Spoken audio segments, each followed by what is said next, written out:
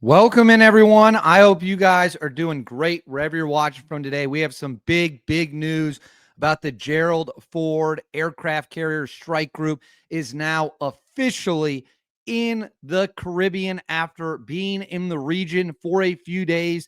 The United States military has announced it has officially entered the Caribbean, and it is closing in on Venezuela as we all wait for strikes to commence. The military releasing a lengthy statement as well as a photo of the ship in the Caribbean.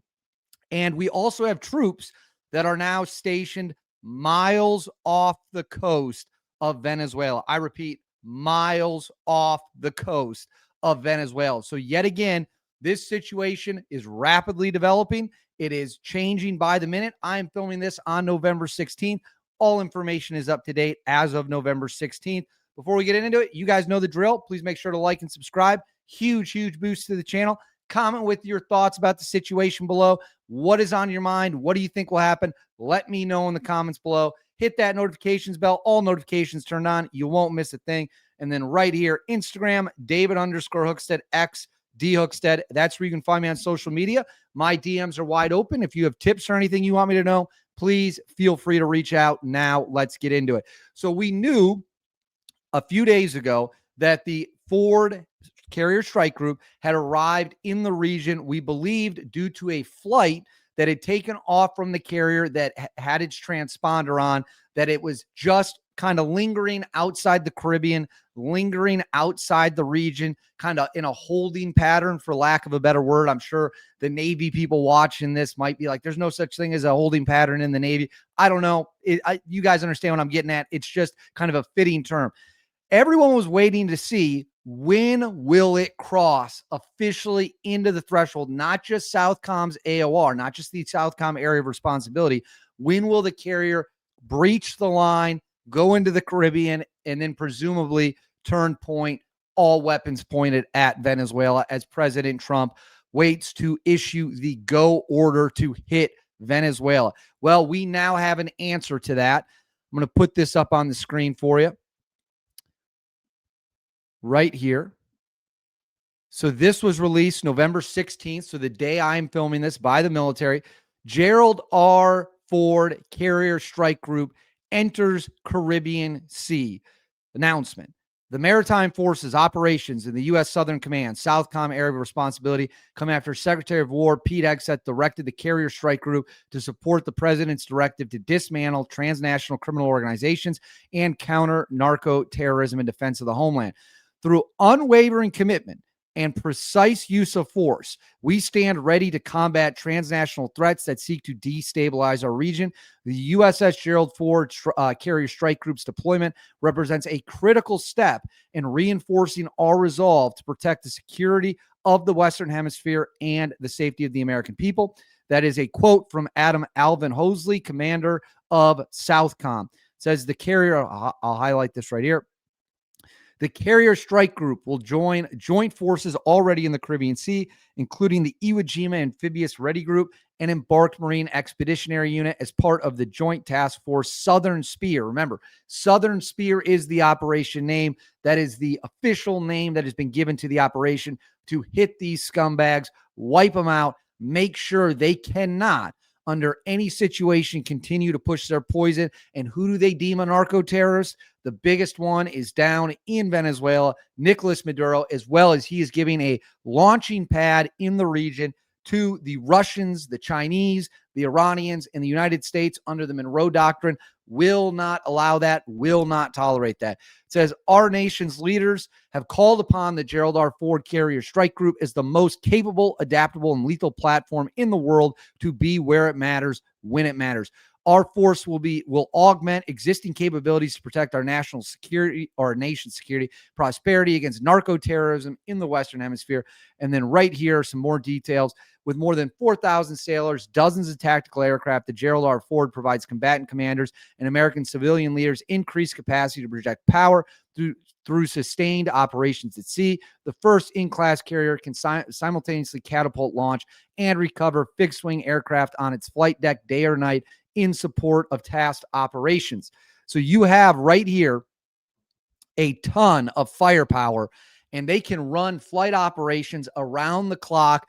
Plane goes, plane lands. Planes are in the air, planes landing. Planes in the air, planes landing.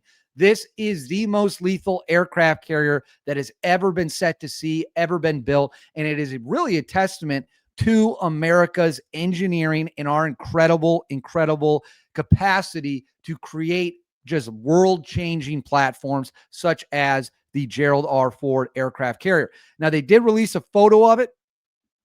So right here, this is a photo that was released of the Ford carrier group entering into the Pacific.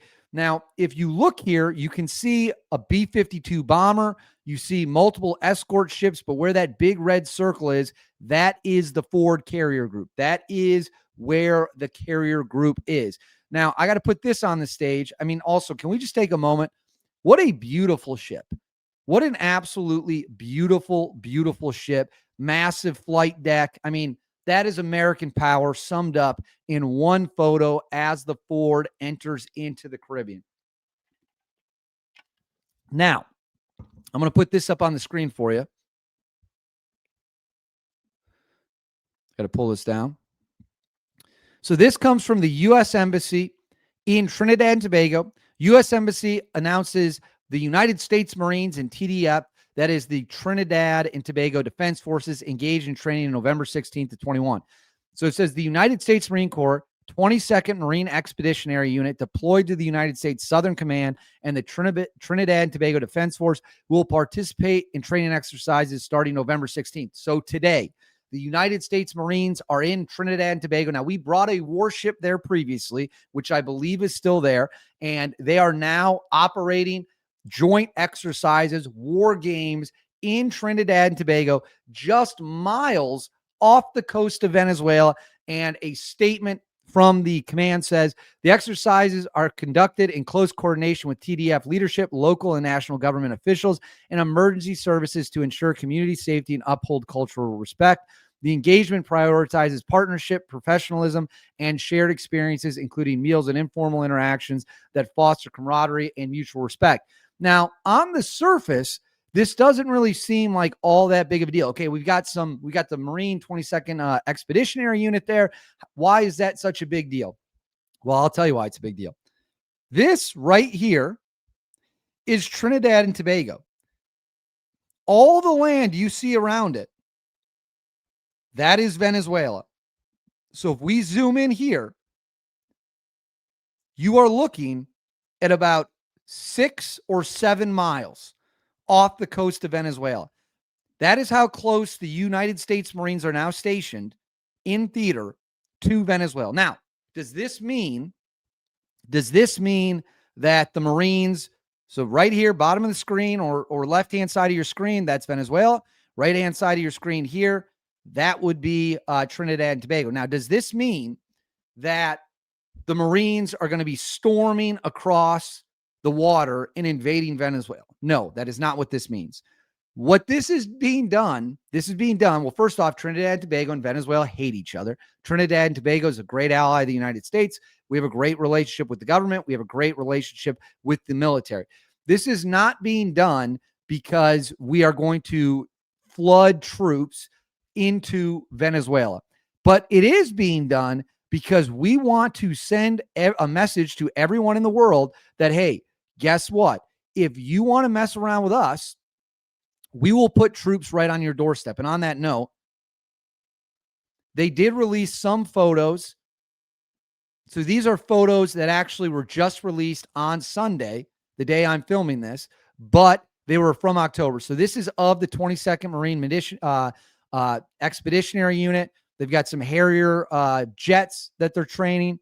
And if we click their page, you see a variety of things. So this is training that was done in Puerto Rico, more training. What's funny is they've gone quiet with new footage, right? So that is kind of interesting too. They're releasing stuff, but they're not showing the exact up-to-date stuff of the Marine Expeditionary Unit. This is kind of a cool photo. Night vision training. So these guys, these Marines, are now in Trinidad and Tobago getting ready, or they're currently training with the Trinidad Defense Forces. And this is clearly being done to put more pressure on the Maduro regime. This is being done to have our troops stationed 6 to 7 miles away. And that's got to make Maduro absolutely panic. He's panicking for sure because of the aircraft carrier closing in, because they have no ability to fight an aircraft carrier. None. They're using 1970s, 1980s weapons, and they're about to get a close-up personal look with the United States, the crown jewel of the Navy, the Gerald Ford, the most powerful aircraft carrier that's ever been built. And you better believe Maduro is absolutely pissing himself with fear. There's no other way to say it. He is absolutely terrified of what is coming. On that note, I talked about this in a video earlier that was released on November 16th. It says, this is from Congressman Carlos Gimenez from Florida. He says, we are tracking reports that the Maduro narco regime may be preparing to sabotage key Venezuelan infrastructure, including major bridges, tunnels, and refineries, and later blame the United States or the Democratic opposition. While unverified, these claims match the desperate tactics of a collapsing dictatorship. The United States will continue to stand firmly with the Venezuelan people against tyranny, corruption, and any attempt by the regime to manufacture chaos or manipulate the truth for political survival. So they are saying, the United States government is now saying, we know Venezuela is going to attempt a false flag operation. We know Venezuela is going to try to frame the United States for something. And as I said, I actually reported on this on October 12th. I told you guys this was coming, and now the United States government is officially announcing that it is, that they are aware of it. They are trying to get the word out there. They're trying to warn people. And this tweet from Gimenez, who is very much pro-intervention in Venezuela, has also spun people up. He says, everybody is waiting for it already. It's already on the way. He is indicating the decision to strike has already been made, and everyone thinks we're waiting for it, but it's already coming. So keep that, put that card in your back pocket, because this is a United States congressman who serves on the Armed Services and Homeland Security committees. So he's got access to a ton of information. He's got access to a ton of classified information for sure. And he's saying this thing is going to pop off. Last thing for you. Covered this in the video too. What do we notice here about the Venezuelan airspace? Not many planes. So this picture was taken Sunday morning. That is of Sunday morning. And you don't really see anything, right? Most of the country's airspace has been closed. This was from Saturday night. Again, Saturday night, one plane was airborne in the entire country of Venezuela. So they were grounding planes. Clearly, they thought an attack was coming. Now, an attack did not come. But the Venezuelans, the fact they're grounding their planes, people are avoiding their airspace, that is a sign they believe it's very likely the U.S. could bomb at any moment. I'm not saying they will bomb at any moment. I am simply stating it is obvious from anyone paying attention, they believe bombs could start falling at any moment. So let me pull this off the screen. So we have the Ford carrier group in the Caribbean now, not lingering outside, not just in the area of responsibility, because we knew it was already in the Southcom AOR. It has now entered the Caribbean. It is within striking distance of Venezuela. The Venezuelan dictator is pissing himself with fear. He is terrified of what is coming. The Marines are miles off the coast of Venezuela. The airspace is being cleared. Yet again, all signs point to major, major action coming. We have a U.S. congressman warning people of a false flag. We have him saying these strikes are on the way. So this situation, as we've known for a while, is only going to get hotter. And if Maduro had any common sense, he would have left weeks ago, but he didn't. He's going to try to ride this out. He's trying to whip his militias into a frenzy. He's going to use a false flag to try to gain public support. He's out there singing John Lennon songs. He's out there begging the American people to convince Trump to stop. There is no stopping. This train is rolling, and it ain't slowing down. And that's where we are at. So we shall see how this unfolds. We shall see when the bombs start falling. But the Ford carrier has entered the Caribbean, and this is a breaking point. This is a red line everyone was waiting for. The Rubicon has been crossed with the carrier strike group officially in the Caribbean. So all hands on deck, all eyes on target. This is where we sit. I want to know what you guys think. Please let me know in the comments below what you think of the situation. How do you think this unfolds? Let me know in the comments below.